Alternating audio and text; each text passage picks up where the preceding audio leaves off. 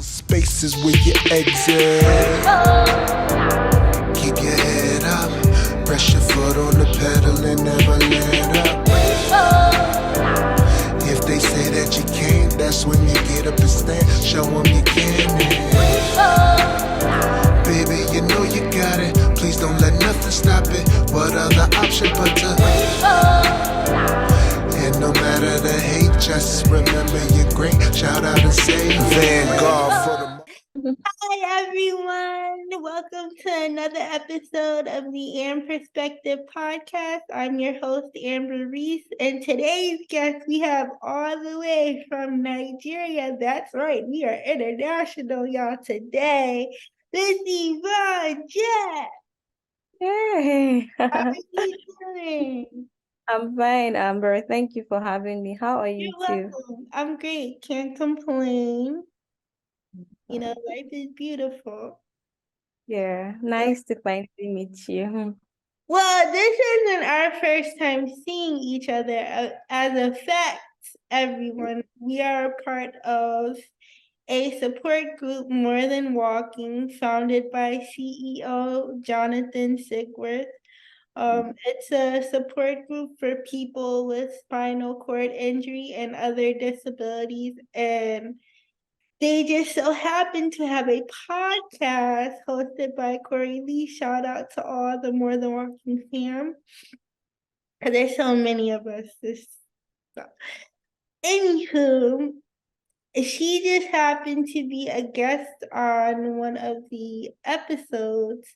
And I don't know, just hearing you speak about how you dealt with your accident and what you've done thus far, because you do digital marketing, which I love your Instagram, by the way. You're even more beautiful now on camera than Oh, pictures of thank you, you. Amber. Thank Thank you you. very much. You're welcome. And just hearing how you just navigate through life, I was just like, yeah, I have to get her on. So I was like, today, is gonna be the day that we do this. So let's get started. So Yeah. for those that don't know, could you tell us what is your disability and how has that affected you then to now? I am a paraplegic. I'm a person living with spinal cord injury. I was in a road traffic accident in 2008, which left me with a spinal cord injury, and I've had to use a wheelchair since then for mobility. So, my accident really actually affected me. Like, I literally never knew what a spinal cord injury was. I always thought if somebody was using a wheelchair, they were probably born like that. So my family and myself never knew what a spinal cord injury was. And I was basically the first person who has ever used literally a wheelchair in my family, and so it was kind of like very stressful and hard, but we lived and learned through it. And seriously, I have really gotten far and blown my family's mind. None of us saw me becoming what I am today. I used to be married, but I'm no more married. I separated with my husband and I have a daughter. So life has been beautiful, basically. It wasn't easy though, just to make it short. So, but I'm in a good place basically right now. And how long, if you don't mind me asking, how long have you had your spinal cord injury? Since 2008, that's like it's more than a decade, right? Like seriously, I don't like to put So numbers. it's 14. So it's been 14 years. Yeah. Wow. See, I was born with cerebral palsy, and I didn't get diagnosed till I was 3. So I can I can't imagine like being an able body and having to completely change my life after I wouldn't say traumatic event, because I believe that God, makes us how he wants to make us and things happen. And sometimes even when you go through an accident or, like you said, a divorce or anything, that actually helps you, grow in ways that you never would imagine. It's just Yeah. the same thing with having a disability, whether if you're born or not. You grow in like you can never imagine. And True. that's a phase where I'm kind of getting into, like with having the show and everything and just, yeah. So I Yeah. can definitely relate. So what made you want to get into digital marketing? Um, I actually have always loved computers and, I have been a content creator and I just love the online space, like how it has made everything very easy to be able to market anything and, put it to the face of 1,000, 1,000,000, 1 billion people in one space. So I actually wanted to get a job, but couldn't because of my disability. In Nigeria, or what I say in Africa, is there's something that comes with people that have a disability. Like they just feel like we cannot do it. Like, once they see you have a disability, no, there's that, no, they can't deliver and all of that. So Mm. I studied international trade and Chinese language. I was in China for 7 years. That was where I had my degree. And after I came Did back you home, say China? yeah, I Hey, was, you lived in China for 7 years. What was yeah. what was that like? Living in China was really one of the best things that has happened to me. Trust me. It was like an eye opener. Like it was a different culture, different set of people. It was fun. And then we had the times that, yeah, it was just like boring, but all of that. But then it was just fun, basically. China was awesome. Like, they were just fascinated by seeing somebody in a wheelchair and then a Wow. black person. So it was just like, they were actually nice to me, seriously. They were nice people, but I had a So good. were there people with disabilities there? Did you connect with anyone? Yeah. Yeah, I met people with disability in China. The only thing I don't like um that has to do with the disabled community in China is that they don't really like to allow them mingle. Like in China, they have a school for people living with a disability. Like they have a school where physical disability, the blind, the deaf, all of that, they have their school. So I just find it very weird. Like, why wouldn't they let people with a disability mingle with other people? You get Right. me? Yeah, but the government tries, like, for people with disabilities over there. I Yeah. mean, that's different because here, like in America, we have a special ed class. But if you're like, let's say you're like me, where your mind is fine, but you have a physical disability, they put you in regular classes, and Yeah. we call that mainstream. Because I Yeah. went through that, because I did that, like, because we go by grade, second grade, third grade, all that. I did that when I was like in second grade, but I never knew that. I mean, I knew things were, Different. different in different cultures, but I never knew that like they keep, us separated from people. So I mean, for me, if I, was going through something like that, and I'm sure, the viewers could probably relate to something like that. I probably wouldn't be able to handle that. Yeah. Yeah. Trust Because me that. self, because think about it, they're isolating people. And True. not only that, I don't know if you know of Judith Human, who, fought for the Disability Rights Act. She talked about that a lot in her book, like in the beginning chapters, because she didn't actually go to school. I believe, don't quote me because I do have the book. I believe it was fourth grade. Okay. So she spent a lot of her time, home because, the schools, they weren't handicap accessible then when she was coming up. So it wasn't until I think she said she was in the fourth grade. I could double check. I'll make sure to put it in make sure they put it in the YouTube channel. But I believe it was the fourth grade.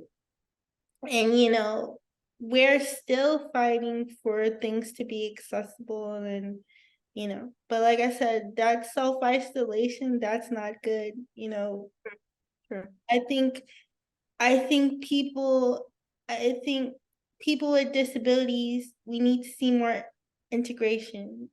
True. It's the same thing with the civil rights movement. There needed to be more integration because we can have the same opportunities as an able-bodied person, Mm-hmm. someone with Down syndrome, someone with spina bifida. We are all the same in God's eyes, no matter how you wanna, look at it. But Absolutely. but getting off that, so with you having a YouTube channel, like I know you cater to what you do, which is digital marketing, but could we see more of your home life and like how you do things on a daily, I spending actually have a channel for that, like Yvonne Jack. Um, time? I yeah, I do, but I haven't been posting a lot there, but hopefully that's one of my 2024 goals. Like I Okay, want to put make out there. sure you gotta make sure you give that to me so that I can, put it and make sure they put it in the YouTube channel in the description and make sure you post. But if anybody wants to keep up with you and you know in your daily life, can you tell us your Instagram? On Instagram, I'm actually sorry I didn't tell you. I actually have a nonprofit. It's called SIA Network. It's called Spinal Cord. The meaning is Spinal Cord Injury Africa Association Network. Okay. We, yeah, we are a support group and a support network for people living with spinal cord injury in Africa because in Africa, people living with spinal cord are the most marginalized. Like many of us don't have jobs, we can't afford wheelchairs, we don't have the opportunity to get education when it comes to spinal cord injury, and most of us get injured without even knowing what a spinal cord injury is. So I have this support network because I have been there. Like I've been there after my injury. I couldn't find resources or people who were living with spinal cord injuries around me in Africa, and people did not come out to talk about their injuries. So I just thought about being that person and people really love our group. Like we have a WhatsApp group, we have a Facebook group, and we try to teach about everything, bowel movement, bowel care, bowel, all of that, urinary tract infections, all of that. We just teach and support how we could, basically. And it's SIA Network on Instagram and Facebook. And my personal digital marketing page is Majesty Yvonne. And on YouTube, I am Yvonne Jack. That's it, basically. Okay, so I have to make sure we get all that information. Make sure you send me the link to Okay. your organization so that people can, keep up with the loop. And if you guys want to donate, please donate because Thank you. what you're doing is awesome. Like Yeah, just I'm very. like talking to you right now, it's you're you're multifaceted. Thank you. So you're welcome. So I want to talk about you and motherhood for a second. I know you have a beautiful daughter, Yeah. and she was born, of course, prior to your accident. But I want to know, how did you want her to cope after your accident? Like, did you wait for a while for her to be able to see you so that you could digest everything so that you could be in the right frame of mind when you saw her, or how was that? I actually had a CS cesarean section because I couldn't have natural birth because I broke my pelvis after my accident, so it wasn't okay for me to have the natural birth. So I had the CS, and after my surgery, it took me like I think like an hour before I met my baby after giving birth. And one of my fears when I was pregnant was, can I do it? And I feel like every one of us has that fear of, can you do it? Whether it's a job, whether it's something, like there's always that fear of, can you do it? What is it called? I can't remember the name, but there's a name that it's called. So I had that fear, like, can I do it? And as they say, it takes a family to raise a child. My child has had the best family. My mom has been there.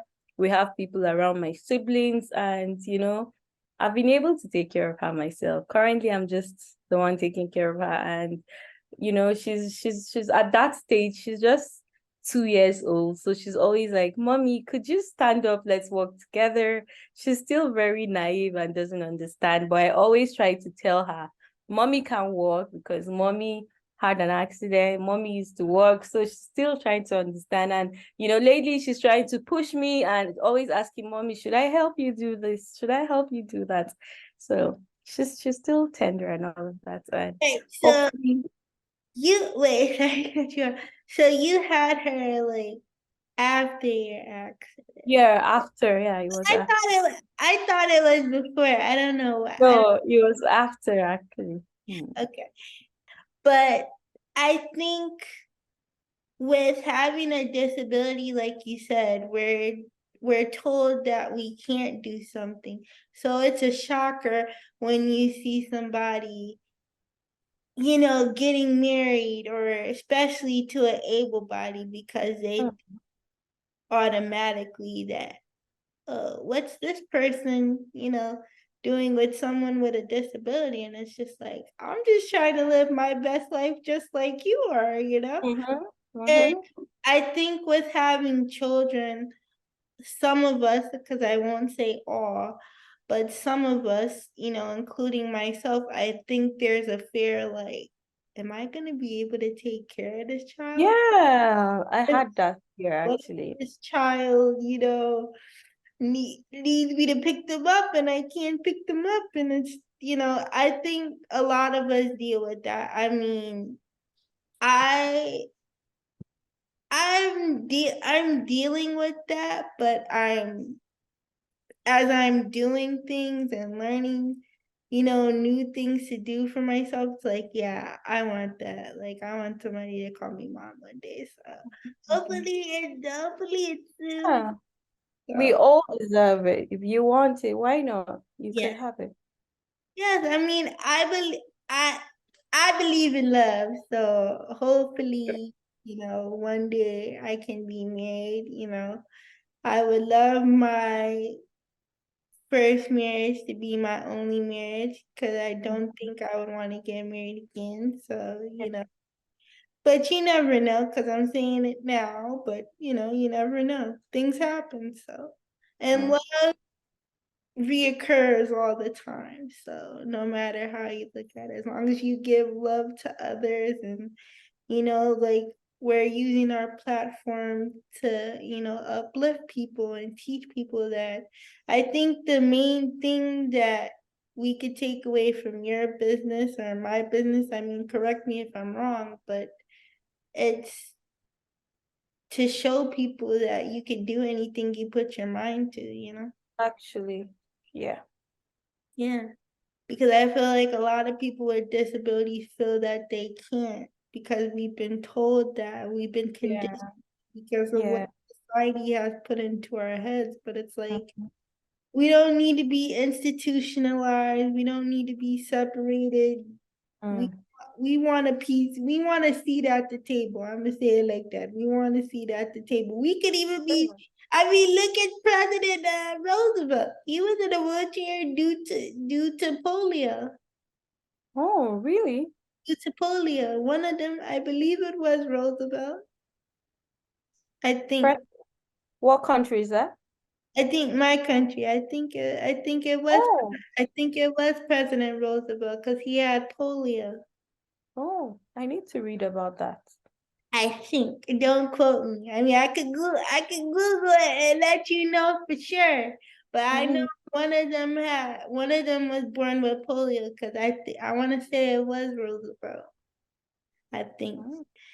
But Mm. it's just I think people feel that because they see the wheelchair or they see somebody with Down syndrome. Because I feel like all people with disabilities get told that we can't.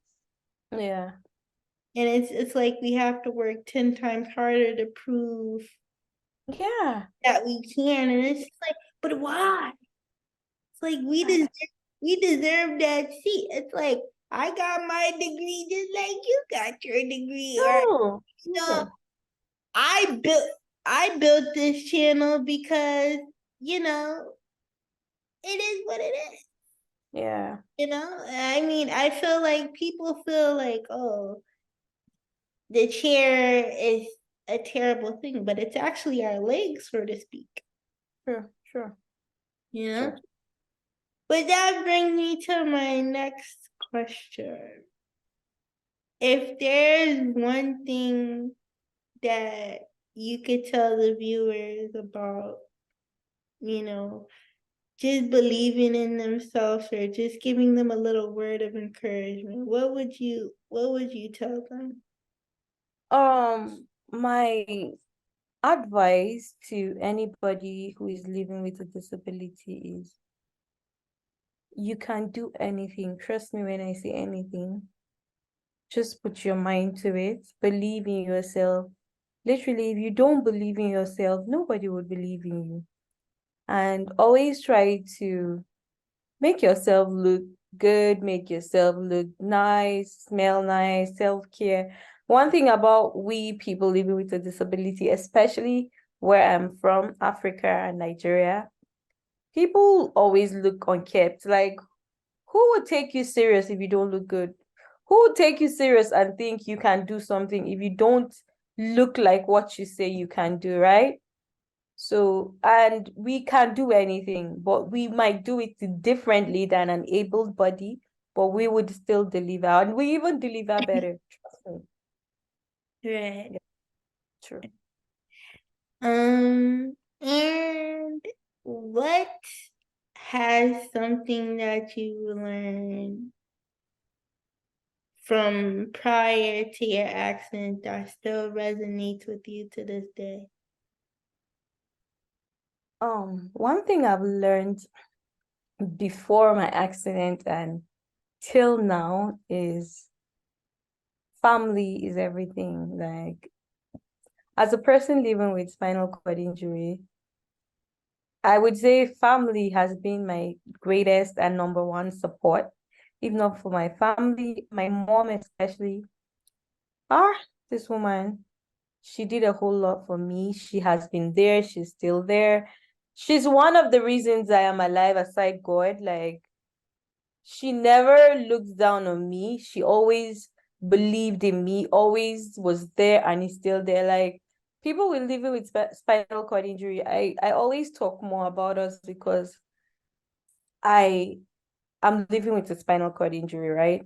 And here, because most of us go through a traumatic experience, so it's either your family abandons you or they're there. So if you're lucky to have a good family, especially, it doesn't just have to do with spinal cord injury, but any disability, like if you have a good family, trust me, you can thrive and be anything you want to do and be anything you want to be, rather. And Family is everything. Yeah. and sometimes it's not about the family you come from, but the family you You create. have, yeah. It could be friends, actually. It's not just your immediate family.